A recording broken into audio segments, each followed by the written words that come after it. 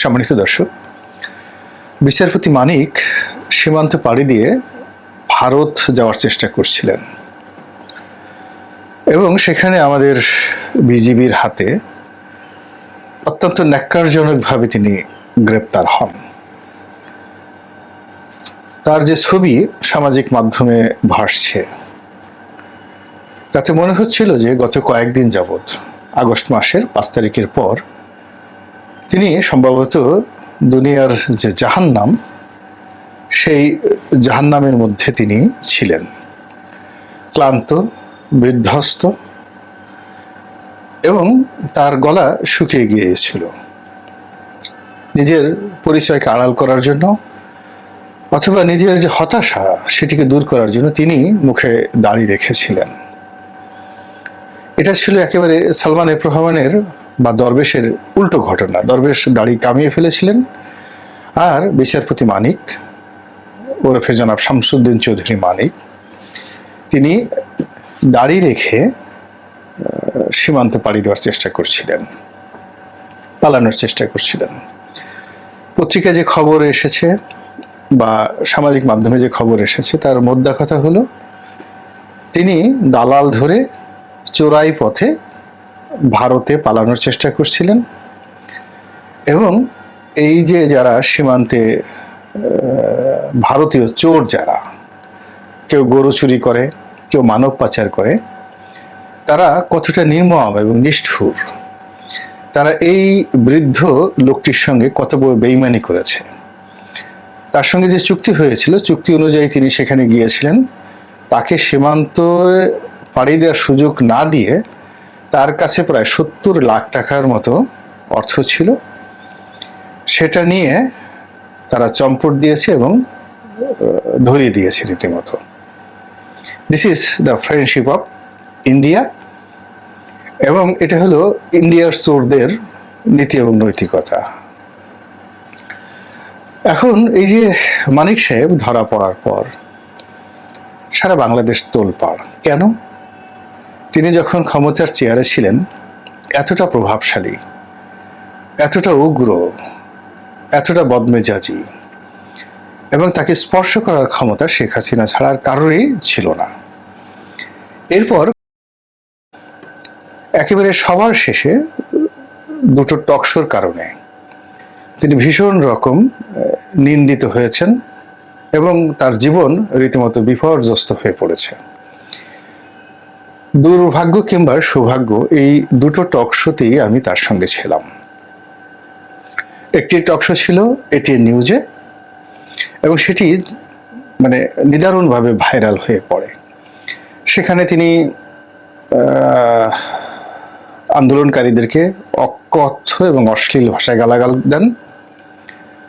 কয়েকজন Islamist leader বা scholar তাদেরকে নিয়ে খুব বাজে মন্তব্য করেন, এবং ওই টকশোটি যখন খুব ভাইরাল হয়ে যায় তার মধ্যে এই ভাইরাল হওয়ার আকাঙ্ক্ষা জাগে। তিনি বলতে গেলে চ্যানেল আইকে পারসিউ করে আরেকটি টকশোর আয়োজন করেন এবং তিনি আমাকে গেস্ট হিসেবে নেওয়ার জন্য চ্যানেল আইকে তিনি অনুরোধ করেন, যেটা আমি পরে বুঝেছি। এর কারণ হলো যেই তারিখে এই টকশোটি হয়েছিল তখন পর্যন্ত সরকার খুব যাকে বলে ক্ষমতায় আছে এবং সরকার পড়ে যাওয়ার কোনো সম্ভাবনা তৈরি হয়নি।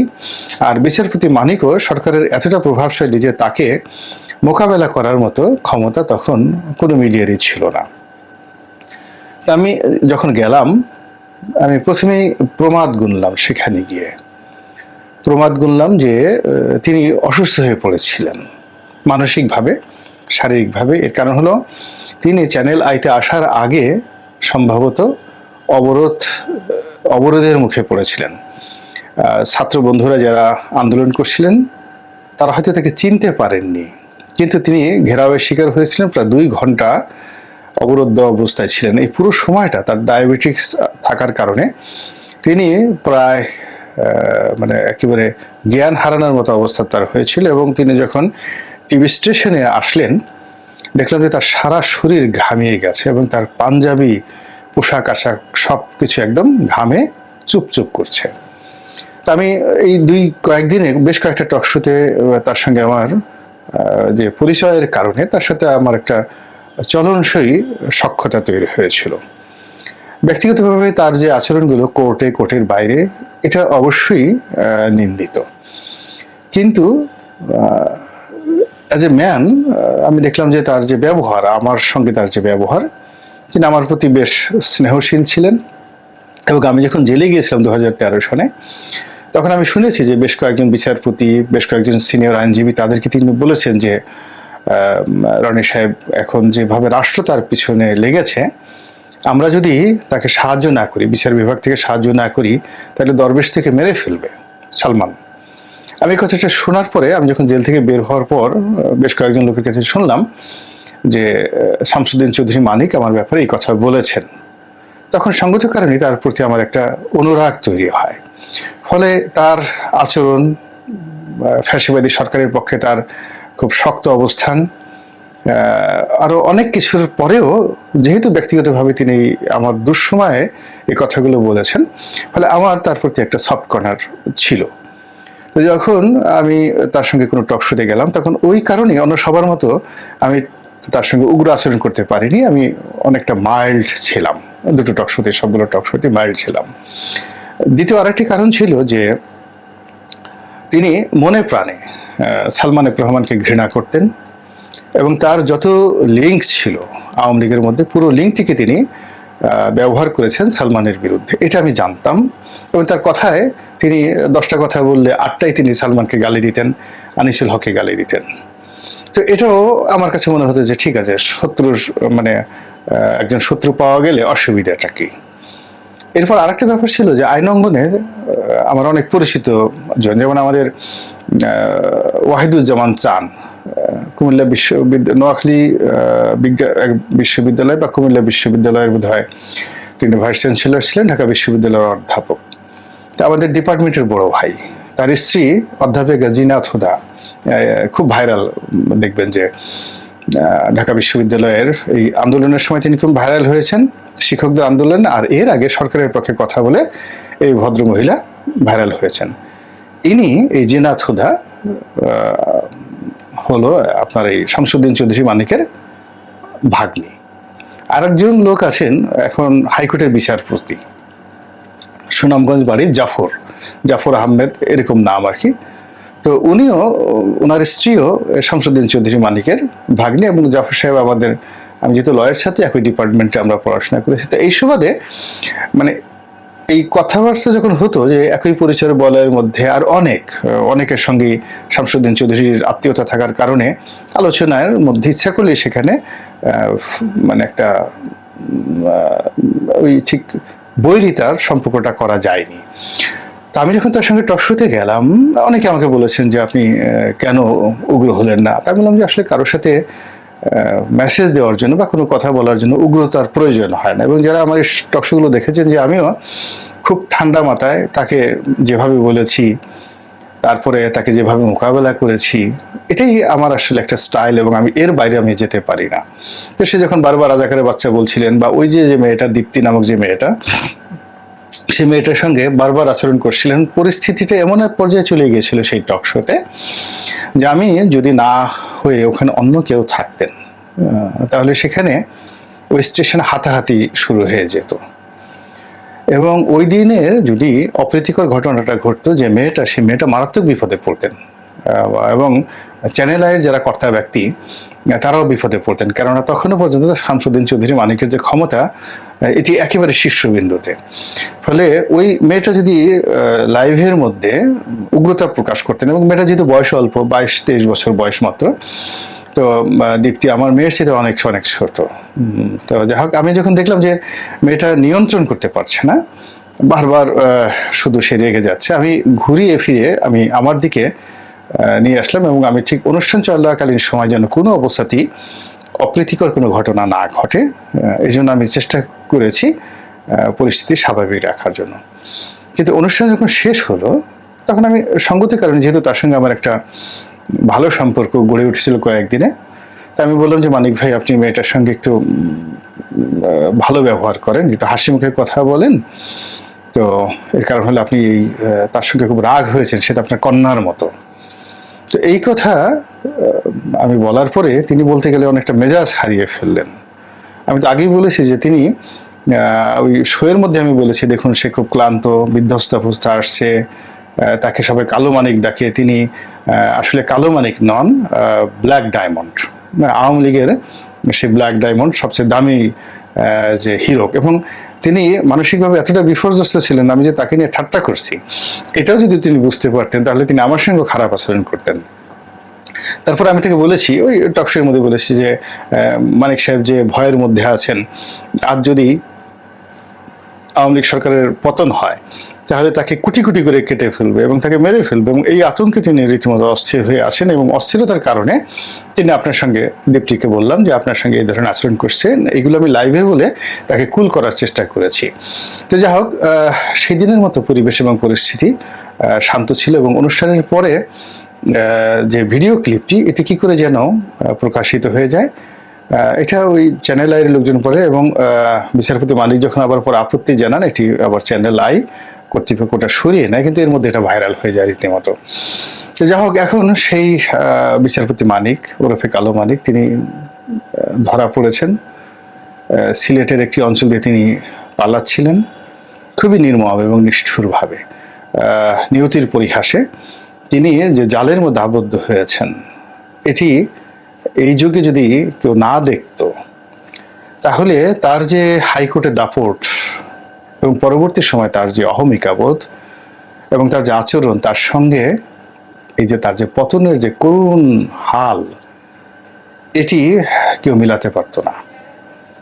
তিনি কেন পালাতে গেলেন আমার মাথায় আসছে না, এবং তার আত্মীয় স্বজন আপনজন যারা বাংলাদেশে আছেন তারা কেন তাকে এই ঘটনার চাইতে বরং সম্মানজনকভাবে তিনি যদি জেলে যেতেন, নিজের বাড়ি থেকে গ্রেপ্তার হতেন, এটা তার জন্য অনেক সম্মানজনক ছিল। কিন্তু যেভাবে তিনি পালাচ্ছিলেন এবং যেভাবে আসলে যারা ধরেছে তারা কেউ বুঝতে পারেনি যে বিচারপতি মানিক।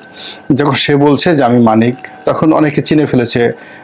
আপনি ভিডিওতে দেখবেন, আপনি সেই মানিক, কালা মানিক, ওই যে চ্যানেল আইতে দীপ্তির সাথে আপনি যে টকশো করেছেন, তাকে গালাগাল দিচ্ছিলেন, উনি আবার তখন ভিতর সন্ত্রস্ত হয়ে বলছিলেন যে হ্যাঁ আমি তো মাপ চেয়েছি, আমি সেই মানিক।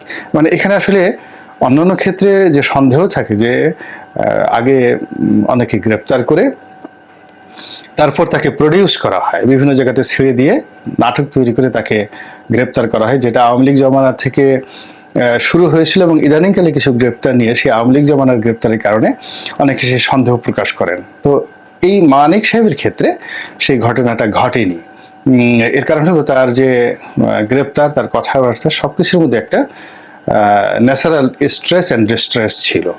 তো তিনি ধরা পড়েছেন, এরপরে কলাপাতার উপর তিনি সেখানে শুয়ে পড়েছেন, এটি নিয়ে অনেক অনেক কথা বলছেন, এবং আমি যেহেতু জানি যে তিনি খুবই অসুস্থ, প্রচণ্ড ডায়াবেটিস দ্বারা আক্রান্ত, এবং টকশোতে যাওয়ার আগে তিনি ওয়াশরুমে যেতেন, আবার টকশো শেষ করে আবার ওয়াশরুমে তাকে যেতে হতো।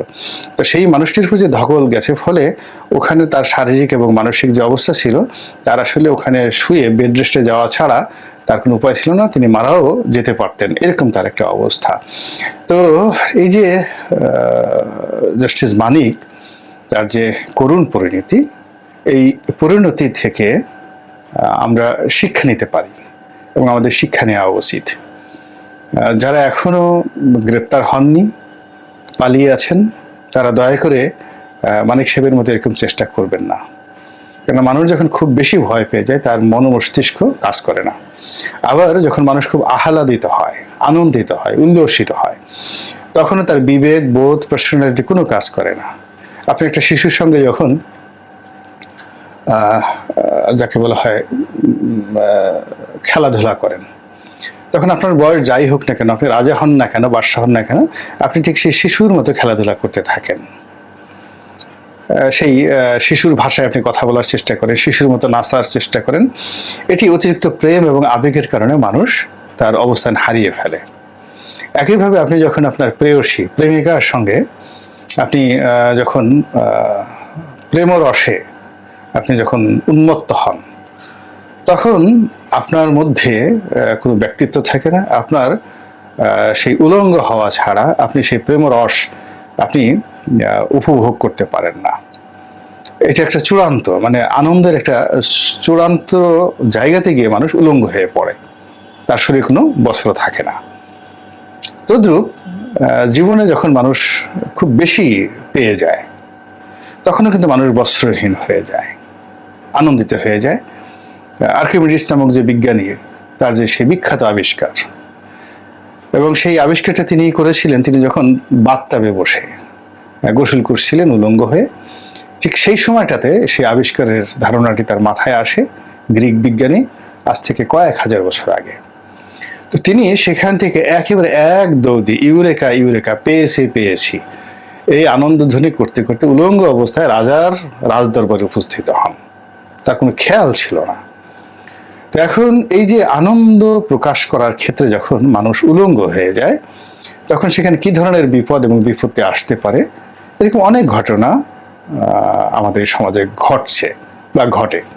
তো কাজেই বিচারপতি মানিক অতিরিক্ত দুঃখের কারণে, বেদনার কারণে, ভয়ের কারণে তিনি যেমন তার কাণ্ডজ্ঞান সব হারিয়ে ফেলেছিলেন, এবং সেই অবস্থাতে তিনি আইন শৃঙ্খলা রক্ষাকারী বাহিনীর হাতে ধরা পড়েছেন। আবার এ দৃশ্য দেখে অনেকের যে উল্লাস, সেই উল্লাসের মধ্যে যেন উদগ্রতা প্রকাশ না পায়, এবং আমরা ঠিক এই ঘটনা সহ অন্যান্য ঘটনায় যারা খুব বেশি আনন্দিত এবং আহ্লাদিত হয়েছি, কোনো অবস্থাতেই যেন আমাদের যে বেশভাস, আমাদের যে